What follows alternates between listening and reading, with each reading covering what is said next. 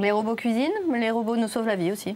Aussi, oui, oui, ils font de la médecine. Ils font de la médecine, des robots médecins. C'est ce qu'on commence à voir arriver dans les hôpitaux. Des machines un petit peu curieuses qui sont surmontées d'un écran, d'un iPad. Et puis derrière, vous avez un vrai médecin qui va pouvoir ausculter ses patients à distance. On peut brancher un stéthoscope à ces robots et donc on peut suivre les battements du cœur à des milliers de kilomètres de distance. C'est notamment intéressant si vous êtes sur votre lieu de vacances, que vous faites un petit bobo et que vous voulez être suivi malgré tout par votre médecin de famille. Il va pouvoir vous suivre comme ça à des milliers de kilomètres. C'est ce qu'on appelle la télémédecine et c'est en plein développement en ce moment. Plus fort, des robots de plus en plus efficaces pour assister cette fois les médecins. Voilà, les chirurgiens même, les chirurgiens, des robots qui deviennent imbattables. La Docteur Maboul, vous vous souvenez, Docteur Maboul, le jeu de société, voilà, on perdait tout le temps. On perdait tout le temps, ça faisait bip, il y avait le nez rouge qui s'allumait. Il y avait des pièces pourries aussi. Ouais, il y en a qui étaient un peu compliquées comme celle-ci.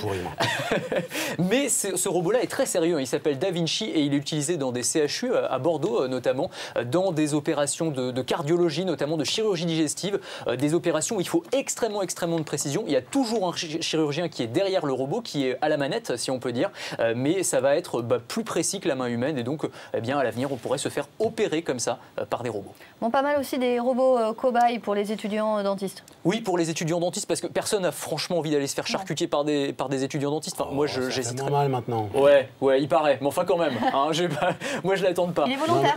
Anthony ne me connaît pas assez, je dis n'importe quoi. D'accord. Voilà. Alors, celui-là est hyper réaliste. Hein. Vous voyez, robot japonais, la peau est très bien faite et surtout, il va imiter le patient un peu pénible. Il va essayer, il va bouger la langue, il va cligner des yeux, il va s'étouffer si vous lui mettez des choses dans la bouche, si vous lui enfoncez trop la fraise. Enfin bon, voilà. Et donc, voilà, ça va servir aux étudiants à s'entraîner plutôt que sur des vrais patients qui pourraient éventuellement blesser. Le progrès, la technologie, c'est utile. Merci beaucoup, Anthony.